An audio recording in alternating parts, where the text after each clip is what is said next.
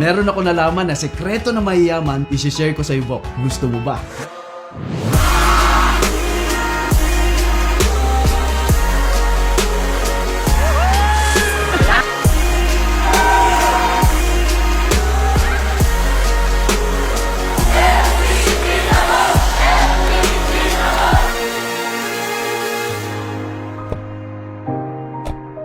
Mga Bok, this will be a great day for you.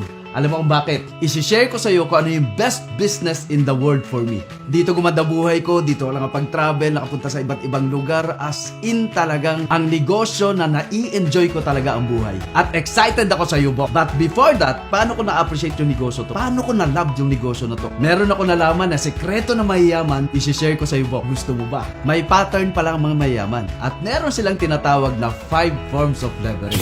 Leverage means pagpaparami. Para mas maintindihan natin, sabi nga ni Paul Getty, I'd rather have 1% out of 100 people than 100% of my own. Para mas maintindihan mo pa, parang ito, halimbawa, kung meron kang isang taxi, okay yon. Pero kung halimbawa meron kang 50 na taxi, ibig sabihin mas okay siya. Kung wala mang biyaya ang isa, meron ka pa rin 49 na taxi na pwede magpasok ng income. That is leverage. Ang sikreto ng mayayaman, mauutak sila. Alam nila kung paano i-maximize yung mga resources nila. I-discuss ko yun, yung pinaka-importanting leverage na 5 na yun. Number 1, OPT. Using other people's time. Rich people hired a lot of people para magtrabaho sa kanya. Naparami niya yung oras niya through dun sa mga hinahir niya mga tao.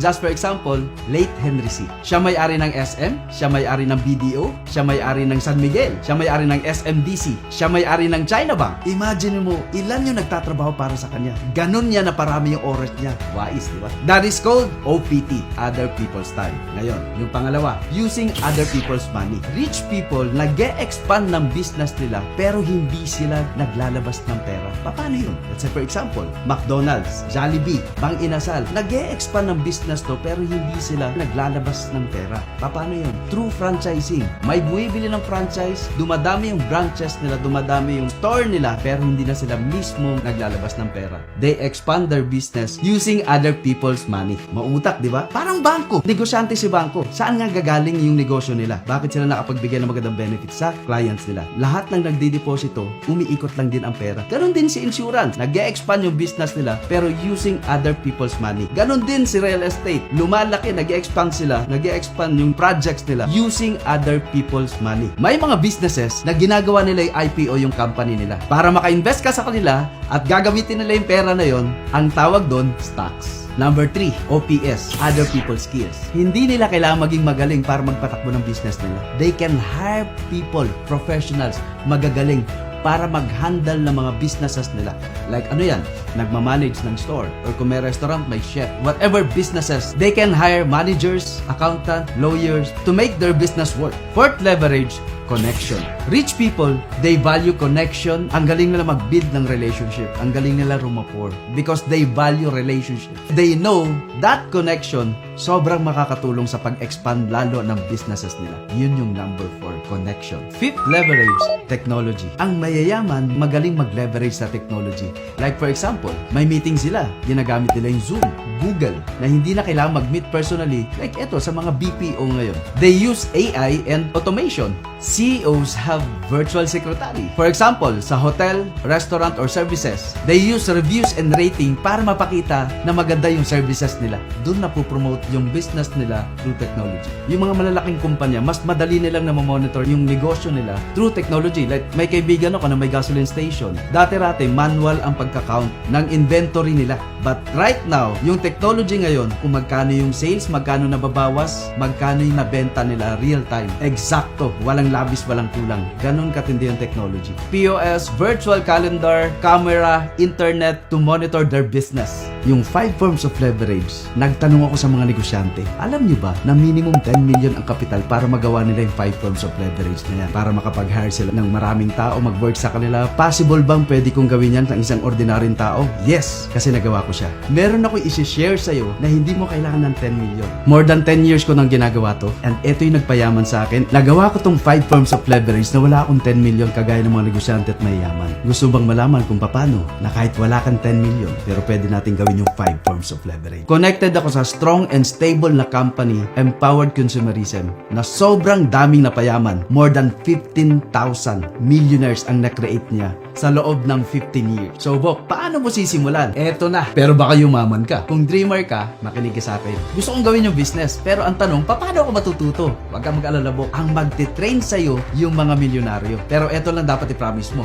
Pag ikaw yumaman, dapat mag-train ka rin, ha? Because we practice paying it forward. Ngayon, natuto ka na. Paano mo monitor yung business mo? Meron kang DTC. So, you will have username and password. Parang Facebook lang. Pero eto, kada login mo, dun mo makikita yung commission mo. At ang gagawin mo, in cash mo, papasok diretso sa ATM mo. Anong affiliated yun na bank? Good news, BDO. Big time ba na bank? Yes, of course. Big time yung company natin. Napakaliit lang ng puhunan. 30,000 lang. Sa 30,000, what are the benefits? Meron kang products worth 42,000? You have a discount from 25% to 50% lifetime discount privilege. At kung mahilig ka mag-travel, mag-earn ka ng travel points. Makakapag-travel ka ng libre. O, di ba, Bok? Ang ganda. Ngayon, eto. Yung 30,000 na puhunan mo, Maximum potential income niyan per day, ha? Per day, Bok. Tandaan mo to. 150,000 maximum potential income niyan per day. Sa isang linggo, ang maximum potential income niyan, 1 million per week. Sa isang buwan, 4 million maximum potential income.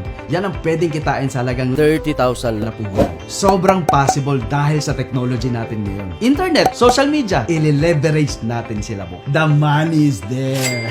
Katulad ko, Bok, na dating Chowking crew, minimum wage earner, na sobrang ginalingan ko sa trabaho ko, pero hanggang employees of the month lang talaga. Employees of the year lang talaga. Hanggang crew of the month or crew of the year lang talaga. Nagkataon, Bok, na lahat ng sipag ko, nailagay ko dito sa tamang opportunity. Nagawa ko tong 5 forms of leverage. So ngayon, Bok, paano ka kikita? You need to leverage. You need to invite. Katulad mo rin na dreamer din. At naniniwala sa online business. Magaling din sila, potential din sila, masisipag, kaya lang nagkataon lang na hindi lang nila nalagay sa tamang opportunity. Isasama natin yan dito, Bok. What if naka-invite ka ng 4? Since meron kang 3 accounts, ilalagay natin yung 4 under ng 3 accounts mo. So, si 1, si 2, si 3, si 4. Every invite mo, meron kang 6,000. So, dahil meron kang 4 na invite, meron kang 24,000. walang limit sa direct. Kahit sino. What if ikaw yung maraming kaibigan? What if marami kang followers sa Instagram? What if marami kang viewers sa mga TikTok mo? What if ganun ikaw? So, ibig sabihin, just imagine, every invite mo, meron kang 6,000. and sure ako, sa ganda ng opportunity, more than pa sa 4 ang kaya mong isama dito. What if naka-invite ka ng 10, edi meron kang 60,000? What if naka-invite ka ng 100, edi meron kang 600,000? What if buong barangay mo na invite mo? Eh di meron kang barangay 1,000, di ba? May tinatawag tayong daily payout. Every time nakukuha ka ng komisyon, pwede araw-araw kang kukubra. Hindi ka na mag-aantay ng 15 katapusan. Everyday, Bok, sweldo. Dami pera. So, Bok, another way of earnings is match sales bonus. Sabi ng company, kung meron kang isa sa left and isa sa right, magmamatch yun. Kada match, meron kang 1,800. Eh sa structure mo kanina, kung meron kang 4 na na-invite, yung account mo, kumita ng 2 pairs. Magkano kada pair? 1,800. Pag tinotal mo yon, 3,600. So total direct referral mo plus matching bonus mo, kumita ka ng 23,600. 4 palang, Bok, ang na-invite mo. Eto, good news. Yung 4 yung possible din ba mag-invite? Take note, hindi na ikaw nag-invite, sila na yun, Bok, ha? Yung 4 mo na mag-i-invite, pasok yun sa left and right mo. Kada pair ng left and right mo, 1,800 ng 1,800. Ang good news, lahat ng nagjo-join, diba, nag-invite na nag-invite, dumami yung left sales group mo, right sales group mo, mag-prepare na lang, magmamatch na yun ng 1,800 ng 1,800 ng 1,800. Yung Cebu City, nag-invite ng taga Cebu 8, Cebu 9, Cebu Gis. Di ba? Up to infinity, Bok. Kikita yun ng 1,800 ng 1,800. Ilang 1,800? Eto, good news, Bok. Based sa illustration, from you, dahil nakabuo ka ng team, anong benefits yan? Dahil dumami yung team mo ngayon, nagkaroon ka ng sales force. Na pag gumamit ang products natin like food supplements, coffee, every time na bumibili sila, Bok, meron kang kinikita kahit